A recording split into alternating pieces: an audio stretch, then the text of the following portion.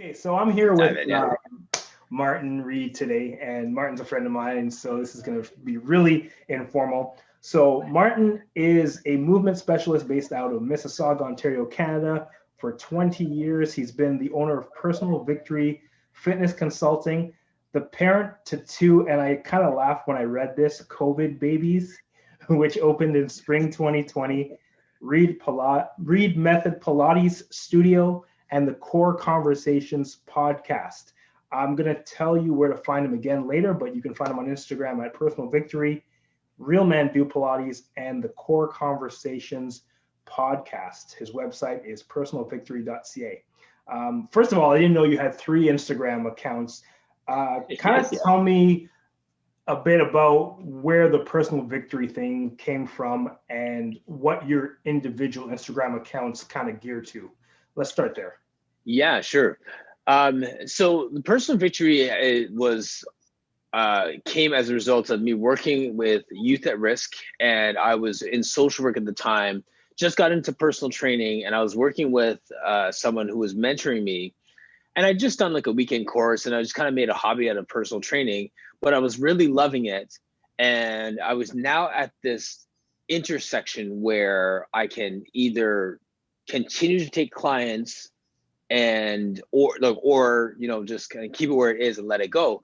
And then while I was debating what to do with my business, my person who was mentoring me decided to go back to school. So all of a sudden I was left with, okay, I can do this, give it a try, and then if it fails, then I just fall back on my master's in social work and find another job, or I just don't try at all. So as I was going through a time of just kind of reflecting and really just praying about like what I'm going to do with my business and life, it came to me like personal victory is the thing that I'm really trying to help people achieve. It's not necessarily that podium finish of getting a gold medal or winning some a Super Bowl or something.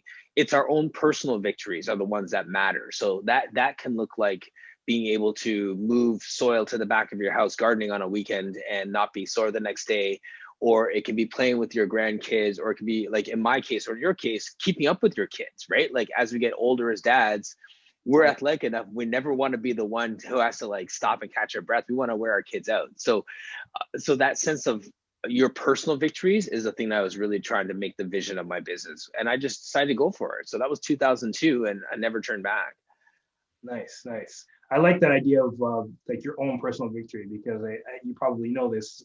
You see on social media, people are telling you what personal victory should mean, right? And it's always, money or recognition or some way to be seen by a lot of people. But as you said, just moving soil to your backyard or just keeping up with your kids, that almost seems to be like a personal definition of victory, right? Yes. So that's more empowering than trying to fit into what other people say should be success to you. So I always love that name, and that's why I'm glad to get that background on. Right. And as you said too, like it's not just empowering, it's liberating.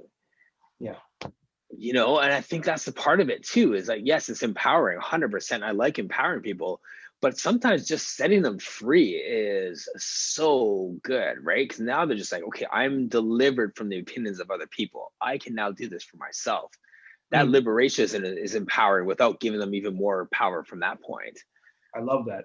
Liberation. I always think that's better than what I said of empowering. It's liberating because I know that I've kind of felt and put a lot of pressure on myself to do certain things based on the wrong versions of what I thought personal victory should be. And it is freeing, liberating, as you said, to be able to say, okay, no, this is what it is for me, and forget everybody else. So that's good, man. That's really good. Tell me, I didn't know you had a master's, by the way, in social work. And all these things. I've known you for years now, since I guess we crossed paths at Club Meadowvale. I guess that was when people thought I was your stunt double. Yeah, exactly. You left. Martin leaves Club Meadowvale, this gym that we're both personal training at. And then I come in and literally people walk up to me and say, "Hey, Martin, how you doing?" Like seamless transition. Yes.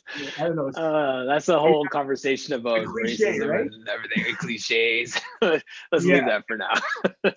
But yes, anyways. So now you have two other social media accounts. Uh, Yes. why Real Men Do Pilates? What is that all about? Sure. I'm so excited about all three of these, right? Like, I think that Real Men Do Pilates is kind of like the evolution of my vision with personal victory, where as I started to do more personal training and then had opportunities to learn Pilates, one, learn it in my body and how it helped me recover from injuries. And then two, as a personal trainer, you know that having a niche is always a great thing, and to have that inside lane on other trainers by having a different skill set or knowledge set is key. So I took it just to have that inside lane. I look at it and it's like, okay, there's no men doing Pilates, and there's no brothers doing Pilates, right? So we look at it from that perspective, like how many. I think I know every black male that teaches Pilates on the planet. Like that's like anyone that has any kind of social media outlet that teaches Pilates and is black, I've probably met. That's to tell you how few there are. That's funny and sad at the same time. Right. Yes. So the Real Men Do Pilates piece comes out of it because I realized that Pilates really is the missing link for men in their fitness. Whether you're a pro athlete and you want to stay injury free and get more minutes on the court or more playing time or a longer contract, or you're a weekend warrior who just has tight hips and still wants to keep up with his buddies playing shinny hockey, like it makes such a difference. So I created Real Men Do Pilates to challenge the stigma that Pilates is for women, for dancers, for moms who want to do some kind of exercise in the middle of their day, sort of thing, and to say like, no, actually, Joseph Pilates was a man, and it was designed by a man for men, and people don't know that. So I wanted to bring some attention to it. And then I also want to broaden the conversation because there's a lot of people in the gay community or trans community that turn their nose up at Real Men Do Pilates because of the way that they've been taught what a real man is. So now let's broaden the conversation. Say, well, no, when I say real man, I mean someone who is uninhibited, someone who is courageous, someone who is not falling into societal norms, someone who is not staying in this toxic masculinity perspective of what it means to be a man. It truly is a human being, a male who wants to do Pilates and doesn't want to feel like it's just for females and dancers. Okay. Yeah, that actually, that does broaden the conversation because there's so many, I guess, silos that people put us into. Like you have to be doing this. If you're a macho guy, you lift weights at the gym and that's what you do, but you're not going to do yoga or Pilates or any of that flexibility crap. My wife does that. Right. And straight up, people probably say, oh, that's for gay guys or something like that, right? And people just with stupid mentalities, right? So that's breaking down walls as well, too. So so you're doing that, and now you said that Reid Method Pilates Studio opened this year. Now you've been teaching Pilates and you've been in a studio for a while. Is this now your own brand? What is the difference from what you've been doing before? Sure. Well, I'm in High Octane Training and Therapy, which is like a training therapy clinic here in Mississauga, and I've been teaching my Pilates and my personal training out of the center. I had a reformer in here, and I was teaching my Pilates, but I didn't have a dedicated space. So as a result of COVID and making some adjustments in my own career, I decided that now's the time to have a conversation about creating a micro business. So the room that you see behind me, for those who are just watching on YouTube after or something, there's a 200 square foot Pilates studio. So it's not like a 5,000 square foot, 5 reformer, massive, downtown storefront, elaborate thing. It's like a simple room with enough equipment to do partner training and a broadcast studio. Like everything is virtual now too. So I didn't need a lot of space to run a micro business. So it's a business within a business, which is going to save me on overhead, but then still gives me enough leverage to have a dedicated space to bring people in, but then also to do my work out of. Okay.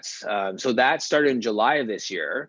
And that was really, even the equipment was just a blessing, where I had a friend who I'd reached out to last year who was selling equipment, and then she wasn't selling it. And then I reached out to her again and said, hey, if you know anybody, I'm thinking about opening a studio. And she had just closed her studio due to COVID. And then with the regulations of space, would have to get rid of some of her equipment. So she gave me a price, and I didn't even think about it. I just jumped on it. I just kind of got some funds for that. And then at one point I tried to even like negotiate, said, hey, you think you can go a bit better on the price? And she's like, listen, this equipment's not for sale. It's only because you asked me while I'm selling it. So I'm not going to move on my price. I'm like, okay, fine. So anyway, so I just did it. So I just jumped, man. Like, I mean, this is a time when people are scaling back because they're scared. And there's people who just like run forward because there's an opportunity. And I'm just going to just try and make up ground while the rest of the world's sleeping right now. Mm-hmm. So let me ask you about that. I mean, I like how you put the rest of the world is sleeping. And as you know, I'm big on resilience. You've kind of demonstrated that in your life, and we'll talk about your personal life in a minute too. But from a business perspective, you'll see people who have scaled back and not tried to push forward. But you always seem to be thinking of, okay, how can I make this work for me? How can I pivot?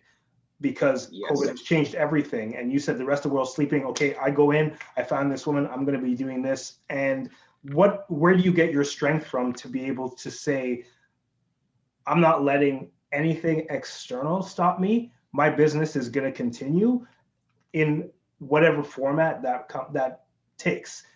Sure. How do you just move forward like that?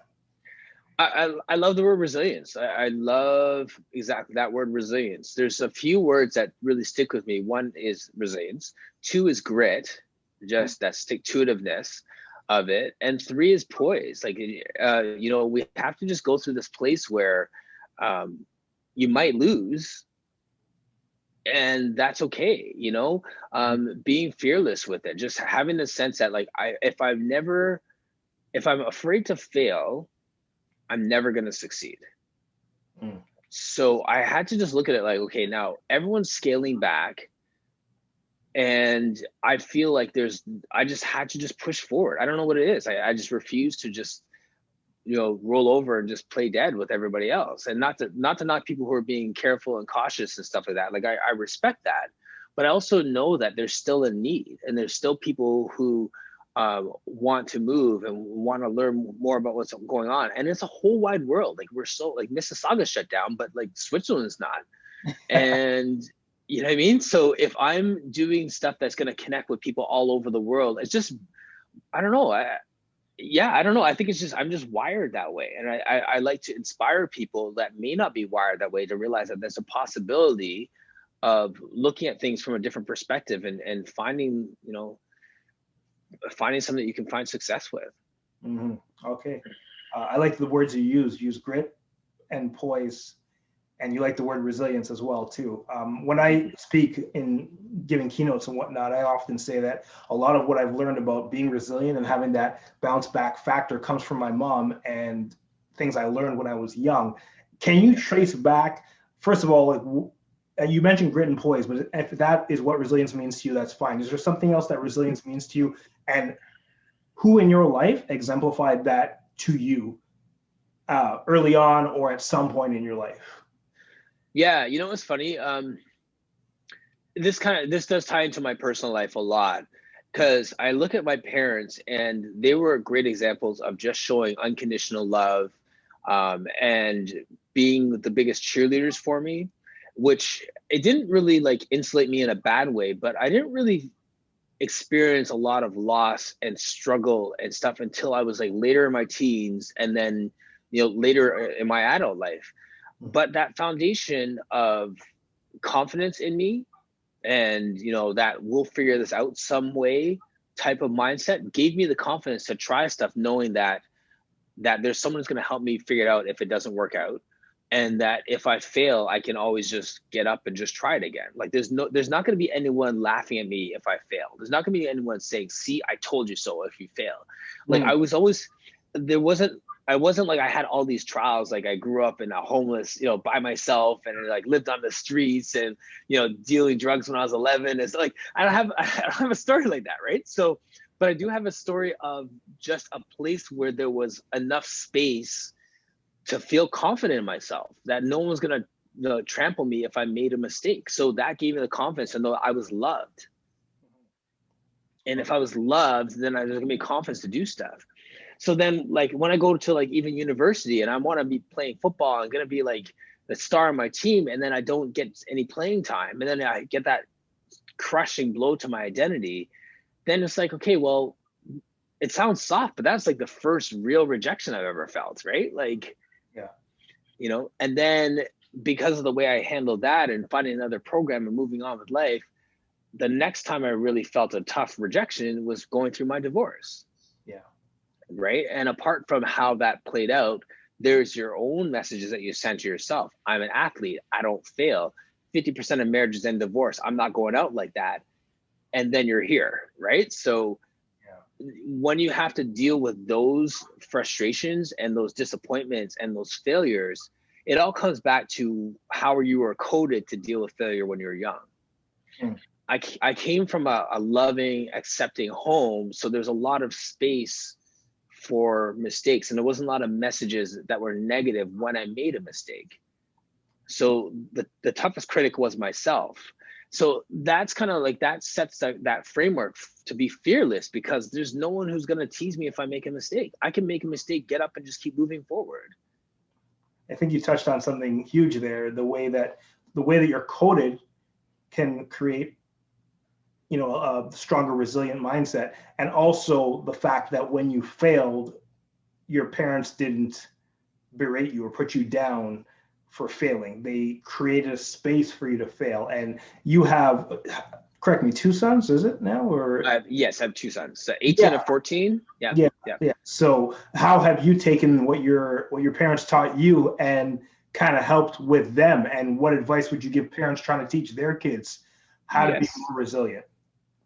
Well, okay, so I was going to tell you this. This is one of the main things I've been looking forward to saying to you on this podcast, Kwesi, is that ever since we talked and you dropped the line, making my long roads his shortcuts, I've been using that all the time, because that really captures how I parent and how we parent. Like, it's one, I have, you know, a blended family now, right? So I have a daughter and a son by marriage, as well as my 2 boys, which I, you know, raise, and mom's done an amazing job of raising them as well. We've been great co-parents through that.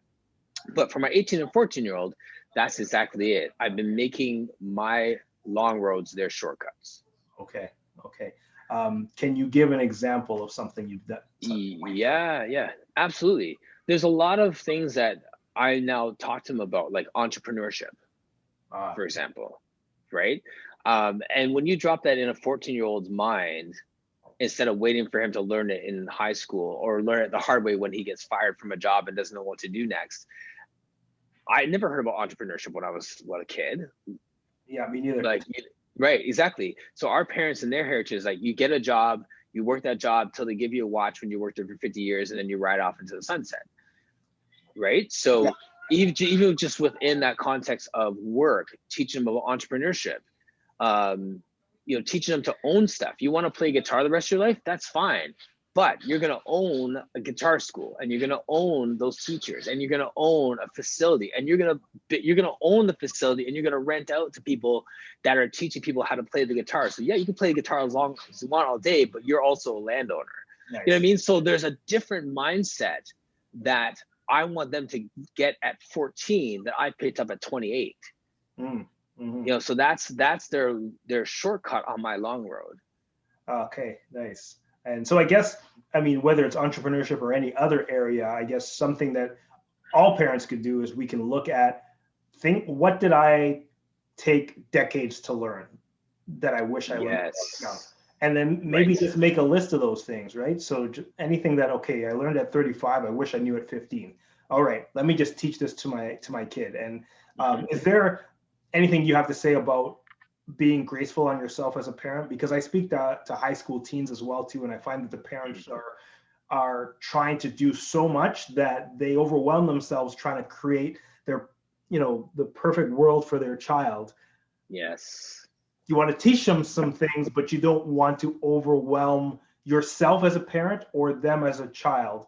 How do you strike that balance? Like, I have a 1.5-year-old, so you're way ahead of me. I'm learning from you. What can I do to kind of strike that middle ground? Well, that does tie back to failure, right? Like when my kids were about your age, I went to a workshop and they spoke about poise and how do you lose with grace? How do you handle disappointments with grace? How do you play a game, get blown out, shake the person's hand, say good job today, and walk away? Mm. You know, you can like throw chairs and cry in the car on the way home, but you got to have that, you know, that game face while you're there. So that sense of poise that you bring into a sport, or that sense of poise you bring into any kind of disappointment, is key for kids. So give them opportunities to safely fail. Let them realize that failure isn't like such a terrible thing. Like you can get up after you fail. And I think that that's the main shortcut I've been teaching my kids, is that, you know, one guy's trying to get into university now and he's like, I don't know what I want to do. And he's like really stuck on what he wants to do career wise. I'm like, this is your first choice. This isn't your last choice. I like You know what I'm saying? Like, so you're going to make a choice and you may flunk out, you may pivot, you may find a different program. So don't feel that like the one decision you make right now is the last decision you make for your whole life. So if I can give people, specifically my kids, room to fail, they will be fearless in any area of life. So you're creating that space for them. I love that. I love that. Yeah. I like that too. I like that. So you give them space to fail. Yeah. Oh, sorry. Can I just add one more part to that? Yeah, of course, of course. Think about the physical part of that too. Like, you know, a little child is like playing and jumping off the couch and stuff like that. You could be like, don't do that. It's dangerous. Or you can let him jump and fall face first. He's not going to fall face first twice. So he'll learn, okay, I got to lift my head up, or I got to move this, get my hands out in front. Like they learn how to do things. They learn how to fall safely over time if you give them space to fall. Yeah, absolutely. Right. And that goes down even to a 1-year-old, right? I try to let Phoenix actually fall. Like he'll stumble, and you know how you try to catch him, but no, let him fall, let him feel it. Okay, this is what it feels like. I got to brace myself next time, and I guess that's a lesson that. It's a life lesson. Through. Yeah. Yeah. You're gonna do that in your job. Like you're gonna, like, you know what I mean? Like whatever it is. Like we need to let kids fall. They need to learn how to fall like safely, right? Like, I mean, they're skateboarding. They're gonna do something like learning. My son taught himself how to do backflips.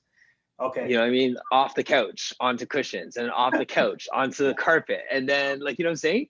And now he's doing it. Like, so it's like, or you could be like, oh no, oh wait, here, let me see. Hey, be careful.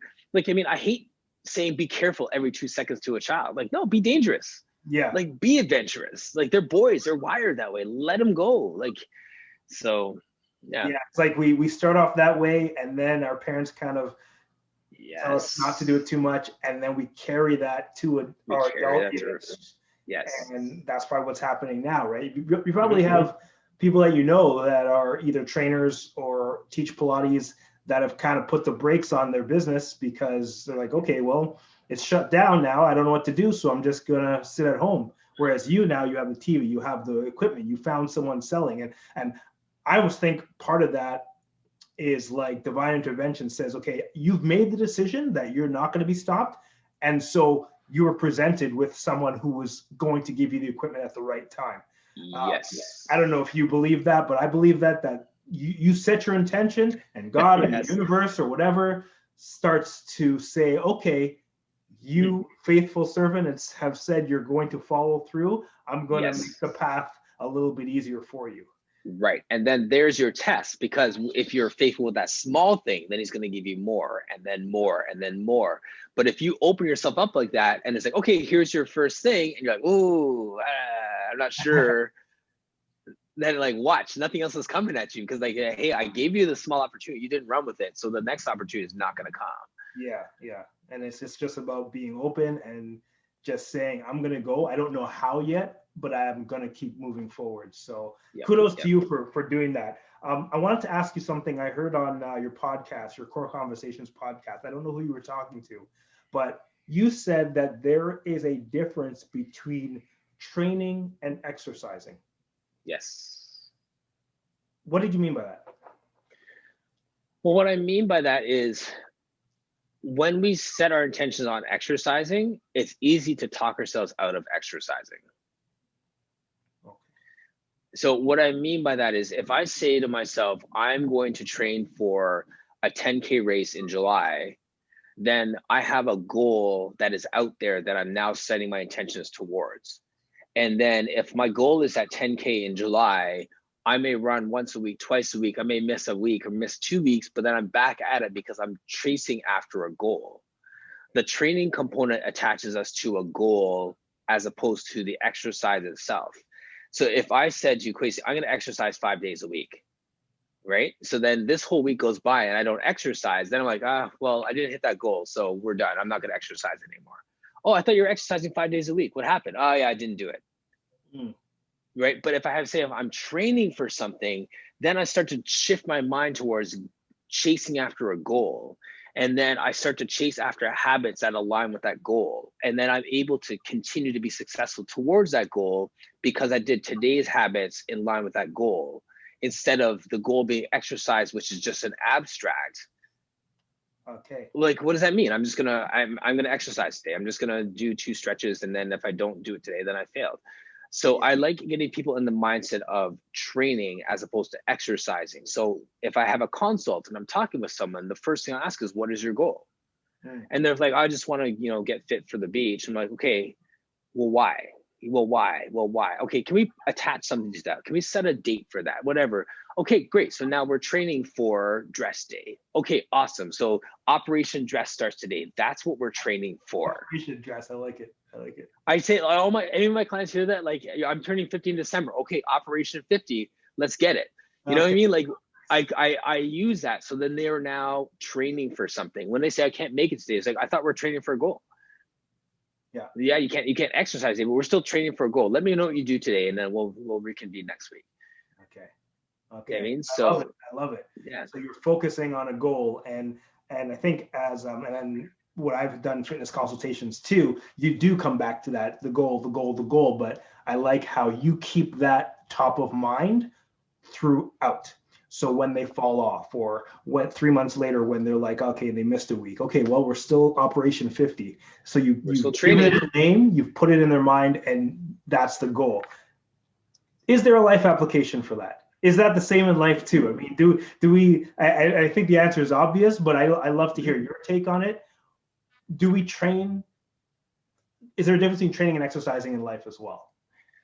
Yeah, absolutely. I think so. Like, I think that when it's a bigger conversation about setting our own goals for our lives, and whether we want to have like habits and goals and like world domination type stuff. Like, I'm training to, whatever. But yes, there's like, my training includes exercise, but it also includes my time of reflection and my time journaling and my time, sleeping, like resting intentionally, all those different things. So I can exercise is like, I can just work.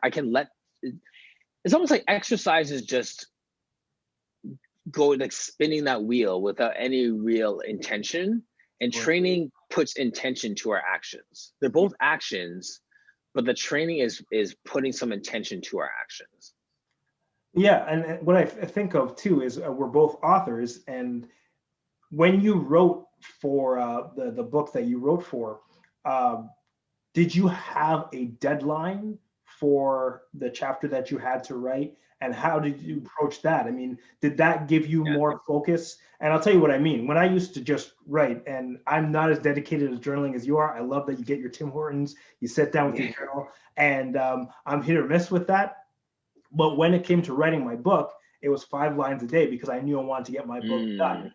And so that was my training goal. So even if I missed a day, it doesn't matter anymore. Like if I miss a day, it didn't matter because I know my goal is there. So I know in a 7-day week, I'm going to write at least 5, if not all 7.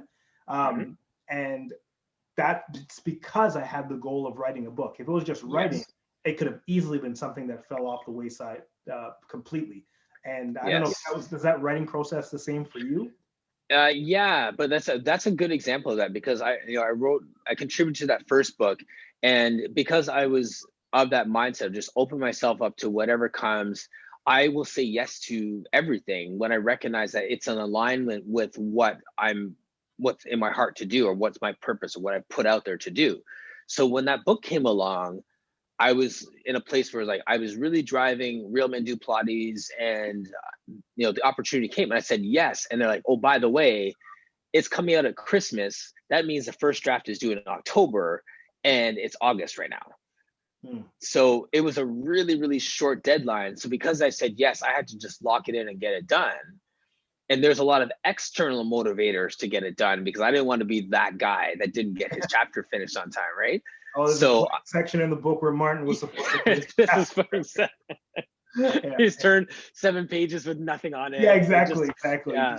So right, yeah. So I didn't want to be that guy. So, but now at the same time, for Core Conversations, I have people approaching me about doing a book for that, and I cannot find the motivation to get that started. And it's interesting because the first book was such a tight deadline, and it felt so good to get it done, that this seems daunting to me because there's so many other things that are going on that I like doing as well. I can't find the time to start the process. Well, maybe that's your internal kind of compass saying it's not the right time for you. That's exactly it. When the time is right, it will feel better to write, because I'm sure when Paula approached you for that chapter in the book, it felt more within your, I don't know, it felt like, okay, this is something I'm going to do. Yes. Less resistance possibly than this does right now. Yes. The right thing at the wrong time is the wrong thing. Oh, I like that one. Right? One. I'm recording this one. Yeah. So I just use that today because I was thinking that that's just it, right? So I mean, it's on my board of to-dos. Like I'm working on so many different projects right now, and CC book is like box circled, starred, like, you know what I'm saying? And it's just like, tomorrow. like yeah. I'm just not feeling it right now. So it's the wrong thing right now. Yeah, exactly. So it's a someday plan. Actually, one of my coaches, she used to have cue cards, and she would have 1 month, 3 month, someday cards. And the someday card, she would have it there, and then once a year she'd kind of go through and say, okay, is this something I still want to do eventually? And so it can be a someday card, and it may be something you come back to, but just not this quarter or this month, right? And it's funny that you say that, because the one thing that I did have, like, one of the things I wrote down for me to do is more podcasts. Appearances, right? Like because I love asking people questions, but I feel it's important to get my story out there too, and also to help people building their podcast. So now this is actually my second or third one that I've done, I think, this month, right? Like, or in the last 4 or 5 weeks. So it's weird that, like, this is the end of my day. I started at 5 o'clock. I would normally be like, sorry, I'm busy. But because this is something that gives me energy right now, I have all kinds of time and all kinds of energy for that which I'm supposed to be doing right now. Yeah, well, and I appreciate that, because I do know your day starts really early. And I did want to ask you one question, because I did go back to the Story Share event. And for those watching, I used to run my own speaking event where people would come on and share their story. It may be coming back online. It's one of those things in my mind, that someday thing. But Martin spoke at our very first one, I think it was. Yes. First or second one, anyways. But great talk. And something I wanted to ask you about, where does the theme of adventure and just being open to doing things you've never done before play into resilience? You went to Japan, and you told a super funny story about your friend trying to tell you how to get somewhere, and he gave you this long list of directions. Yes. And you were intimidated by it, but it ended up being such a fruitful experience for you, because you learned so much, and I think that kind of fostered your sense of, okay, I'm going to try things.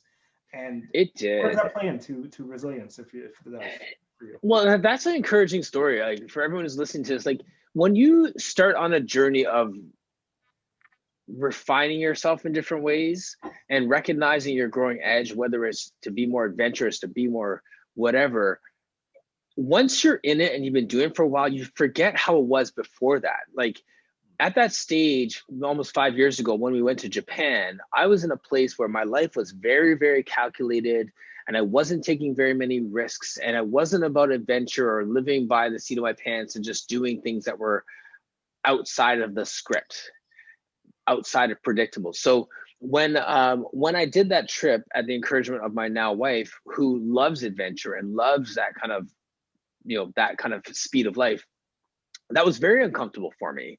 And that story around the text message was that I was already skeptical about going on this trip and backpacking through Japan. And as soon as we landed, there must have been like 15 lines of instructions on how to use a Japanese subway system, which is like the most sophisticated system in the world, right? And I was intimidated, and that confirmed every one of my fears. But then as I got through that, every day was better than the last in terms of the adventures and getting lost places and all these different things. So I've lived my life remembering Japan. Like those are those checkpoints in your life that you go back to as a reference next time you're scared about something. And that's what I've been teaching my kids too, is that every time they have some kind of win, I remind them of those wins. That like, that's your, whatever it is, that's your point. Remember, like you had this struggle with this and then you did it. That's your point where you did that. So Japan is a checkpoint for me. Like there's like before Japan and after Japan in terms of resilience, because now anytime I feel that challenge or that fear to buy a bunch of equipment and open up a studio in the middle of COVID, I remember what Japan was like. Remember how scary that adventure was? Like the worst thing that could happen didn't. So go for it. Nice. I love that. I love that. Yeah. I used to call those success snapshots, right? You take a snapshot of a time when you succeeded in life. And I almost think that we're both people who have been divorced and been married again. And for me, listening to your story about, divorce, and you were an athlete and you thought, okay, I failed. I had that same feeling. I wasn't an athlete growing up, but I had that feeling when I failed my first marriage. And before I got married to my wife now, I really had to kind of settle down and pray about it and say, okay, is this the right thing to do? And I don't want to fail at this again because I just can't do this again. Right. Yes. And I like what you said. I don't really remember what I did except for just waiting for that answer. Okay, this is the one for me. But I like your method even better. It doesn't have to be the same area. You just look back at your life at something, an area where you did have uncertainty and you succeeded. And you say to yourself, okay, well, listen, all these areas, all these snapshots from my past, all these checkpoints, as you call them, if I failed and succeeded, I can succeed now again at something I failed at before. So that's probably a message for not only single people, but people who have been divorced and are not sure if that's a road they want to go down again, because it can leave people pretty bitter if they have a poor experience, right? Yep. And they're thinking, okay, I'm never getting married again. Well, if that's something that's really for you, cool. But if it's something that is just emotionally tying you down, maybe there's something to look at there. Well, and that's the other checkpoint for me too. In remarrying, I was that person who's like, I'm never getting married again, never having kids, not doing any of that. And then I needed that interruption of the way that we ended up getting married. Like she was on the verge of being deported, and at that point she had lived in Canada for a long time, and then they turned around. Well, last time she went to the border, we're like, you have 30 days to get out of the country. Oh. Right. So we had been together for a number of years, and we're just comfortable doing life that way because I had the brakes on the whole time. And at that point, she was like, I don't want to get married just to stay in the country. That's not, authentic. That's not sincere to me. And I don't want to force you into that. And at that point, looking back at all my other checkpoints, it's like, do you want to go through your life knowing that you tried again and failed, or never tried again? I want to let that one sink in. That's good. That's good. Right. Yeah. And that was the point at which I had to just say, okay, well, let's go for it. I want to do that. And I had to reassure her, like, no, actually, I'm ready. This is what I want to do. And that was the best decision I made, was jumping back into marriage. And if it wasn't for that deportation and that real interruption to my really stubborn mindset, I never would have done that. And the fears of failing in a marriage again, the fears of that rejection, or that fears of, oh, what if she turns around and decides she doesn't want to get married again, or married, she doesn't want to stay married, she wants to get a divorce. All those fears, I had to look back. Okay, no, like there's been enough successes, there's enough checkpoints, and enough points at which I realized that I've tried and it didn't kill me to try, and I'm never going to succeed in life if I'm afraid to fail. So let's just go for it. I love it. I love it. And we've come to failure a lot in this time together. Well, listen, I wanted to, first, before we end, I wanted to thank you for coming on here because I know you're very busy. You said you're doing lots of podcasts. We know each other for a minute, but it's nice to see you on here again. I want to end with one final question because we're both passionate about fitness. What does being in optimal health have to do with your ability to be mentally and emotionally resilient, if anything? Yeah, it's a good question. There's I think of it on two levels, you know, like one of them is just for my own sense of confidence, you know, like by being consistent and being in my routine of you know, eating well, sleeping well, working out, and all these different things. That sense of optimal health just allows me to feel like I'm in control, in command of my body, staying healthy, knowing my immune system is strong, like all those different things. So there's a confidence that comes from knowing my body is close to and moving towards its full potential. Okay. Right. So because I'm moving towards my full potential or feel like I'm at close to my full potential, resilience isn't a hard thing because there's times of physical discomfort. And I know that if I can handle physical discomfort, I can handle emotional discomfort. It's the same formula for getting through it. You just have to get through it. Yeah. So that discomfort, like it doesn't matter what it is, it's uncomfortable and there's necessary discomfort. We need to get through it. So whether it's physical or emotional, it's all translates. So just to stay sharp in that way is the most important thing. And then to just inspire other people with it, right? So they could see, like you're saying, even journaling, like sometimes you do it, sometimes you don't, but then you're inspired by the fact that I have some regularity to it. I recognize that, you know, both of us, because we're in fitness, there's eyes that are on us. So we want to have best practices. We want to do what's best for us.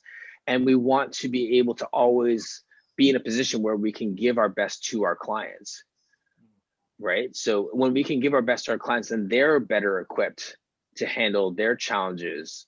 And so it's almost like it's like life insurance against resilience, is to have that stuff, enough stuff stored up that when those storms come, we're ready for it. Nice. And it does give you enough energy to get through everything else that you have to go through. So being an example, and I like how you say it's all related, because it is, like your ability to get through things and push things physically translates. It's a checkpoint just like everything else, and it helps to relate to resilience in other areas as well. So listen, Martin, I want to thank you for being on here. Tell everyone where they can find you and connect with you online. Sure. Absolutely. So my website is www.personalvictory.ca, personalvictory.ca. And the other thing that I like people to follow me on is, subscribing to my podcast, which is the Core Conversations podcast. And the reason why I say that is because I've spent so much time connecting with people in the fitness industry, in the Pilates industry, and highlighting who I call the superheroes in our industry. We're learning more about the people behind the brand. So it's not necessarily about me, it's about amplifying voices like your own. Like our conversation was amazing and was inspiring on a level of resilience and raising boys and, you know, being married and just being fearless. And so when we highlight everyone else, then we all level up. So I love the podcast for helping everyone else level up. So check out the website and check out the podcast, Core Conversations podcast. Okay. Will do, and I'll make sure that's in the show notes as well too. Thanks again, Martin. Nice, thank you.